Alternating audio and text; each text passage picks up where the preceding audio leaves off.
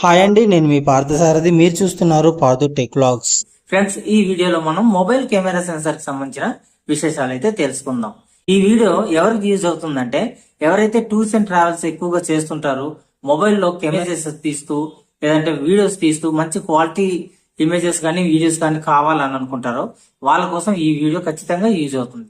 అంతేకాకుండా మొబైల్లోనే వ్లాగ్స్ చేసే వాళ్ళు ఉంటారు కదా, వాళ్ళకి ఈ వీడియో తప్పకుండా యూజ్ అవుతుంది అన్నమాట.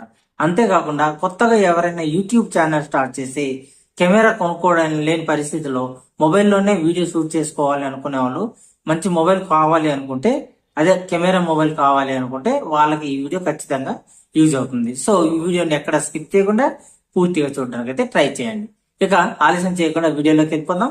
వీడియోలోకి వెళ్లే ముందు నాది ఒక చిన్న రిక్వెస్ట్ ఏంటంటే, ఇప్పటి వరకు నా ఛానల్ ఎవరైతే సబ్స్క్రైబ్ చేసుకోకుండా చూస్తుంటారో వాళ్ళు మర్చిపోకుండా తప్పకుండా నా ఛానల్ ని సబ్స్క్రైబ్ చేసుకోండి. అలాగే పక్కనే వచ్చిన బెల్ ఐకాన్ క్లిక్ చేసి ఆల్ అనే ఆప్షన్ ని యాక్టివేట్ చేసుకోండి.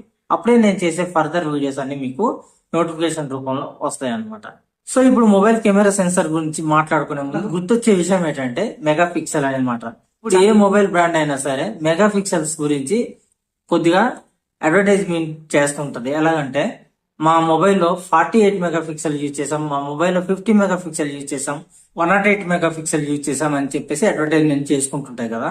సో అందులో ఎంతవరకు నిజం ఉందో అంతే అబద్ధం కూడా ఉందని మనం చెప్పుకోవచ్చు అనమాట. అంటే అర్థం ఏంటంటే, ఇప్పుడు మెగా పిక్సెల్ పెరిగే కొద్దీ ఇమేజ్ క్వాలిటీ కానీ వీడియో క్వాలిటీ కానీ పెరిగిపోతుంది అనుకోవడం చాలా తప్పు. ఎందుకంటే ఇప్పుడు ఒక మెగా పిక్సెల్ అంటే 10 లక్షల పిక్సెల్స్ కలిపితే ఒక మెగా పిక్సెల్ అవుతుంది. సో ఒక చిన్న సెన్సార్ లో 10 లక్షల పిక్సెల్స్ పెట్టినప్పుడు ఆ పిక్సెల్ సైజ్ కొద్దిగా పెరుగుతుంది. సో అదే సెన్సార్ లో 12 మెగా పిక్సెల్ అనుకుందాం, 1,20,000 పిక్సెల్స్ ఎన్ని అవుతాయి.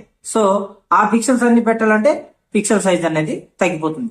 సెన్సార్ సైజ్ ఒకటే ఉంటుంది, పిక్సెల్ సైజ్ తగ్గిపోతుంది.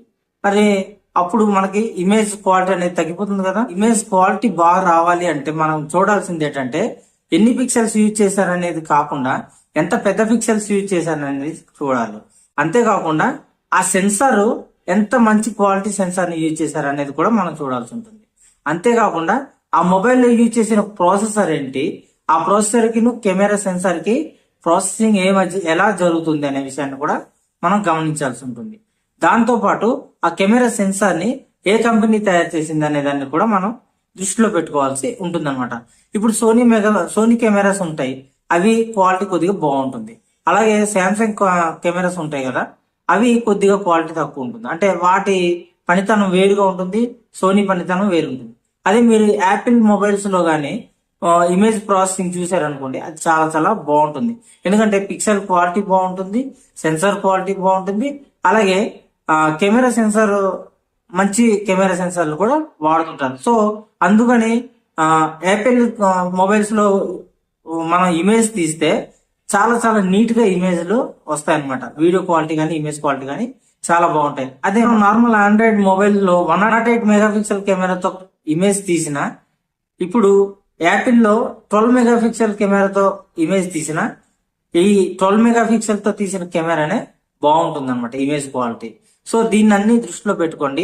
ఫస్ట్ మనం దృష్టిలో పెట్టుకోవాల్సింది ఏంటంటే, మెగా పిక్సెల్ ఎక్కువైనప్పుడు ఆ పిక్చర్ కి సంబంధించిన డీటెయిల్స్ కొంచెం నీట్ గా కనబడతాయి తప్ప ఇమేజ్ క్వాలిటీ అనేది పెరగదు. అది దృష్టిలో పెట్టుకోండి. మనం వేరే మొబైల్ కొనాలి అనుకుంటే ముందుగా దృష్టిలో పెట్టుకోవాల్సింది పిక్సెల్ సైజ్ ఎంత, పిక్సెల్ సెన్సార్ దేనికి సంబంధించింది, అంటే క్వాలిటీ సెన్సార్ వాడారా లేదా, మరి ఆ కెమెరా సెన్సార్ ని ఏ కంపెనీ తయారు చేసింది, అలాగే మొబైల్లో యూజ్ చేసిన ప్రాసెసర్ ఏంటి, అది ఎలా ప్రాసెసింగ్ చేస్తుంది అనే విషయాలన్నీ దృష్టిలో పెట్టుకోవాల్సి ఉంటుంది అనమాట. ఇవన్నీ దృష్టిలో పెట్టుకొని మీరు ఒక మంచి కెమెరా మొబైల్ అయితే కొనుక్కోవడానికి అయితే ట్రై చేయండి. ఇది వీడియో అనమాట. ఈ వీడియోలో మీకు మొబైల్ కెమెరా సెన్సార్ కి సంబంధించిన డీటెయిల్స్ అయితే నేను ఎక్స్ప్లెయిన్ చేశాను అని అనుకుంటున్నాను.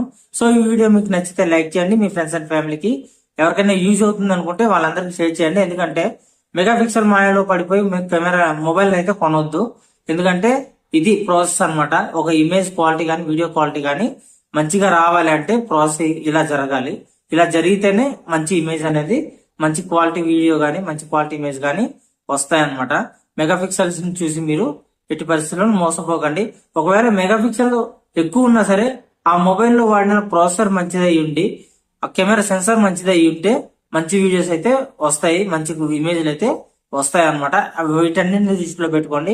మీ ఫ్రెండ్స్ ఫ్యామిలీ మెంబర్స్ లో ఎవరైనా సరే ఒక కొత్త మొబైల్ కొనాలి అనుకుంటే, అందులోనూ ఎస్పెషల్లీ కెమెరా మొబైల్ కొనాలి అనుకుంటే ఈ వీడియోని వాళ్ళకి షేర్ చేయండి. అంతేకాకుండా ఫస్ట్ టైం నా ఛానల్ మీరు చూస్తున్నట్టయితే మరిన్ని ఇలాంటి మంచి మంచి ఇన్ఫర్మేటివ్ వీడియోస్ కావాలి అనుకున్న వాళ్ళకి నా ఛానల్ ని సబ్స్క్రైబ్ చేసుకుని పక్కన వచ్చిన బెల్ ఐకాన్ క్లిక్ చేసి ఆల్ అనే ఆప్షన్ ని యాక్టివేట్ చేసుకోండి. Thank you friends. నెక్స్ట్ వీడియోలో మరొక ఇన్ఫర్మేటివ్ వీడియోతో మీ ముందుకు వచ్చేస్తాను. అంతవరకు సెలవు, bye bye, sign out now.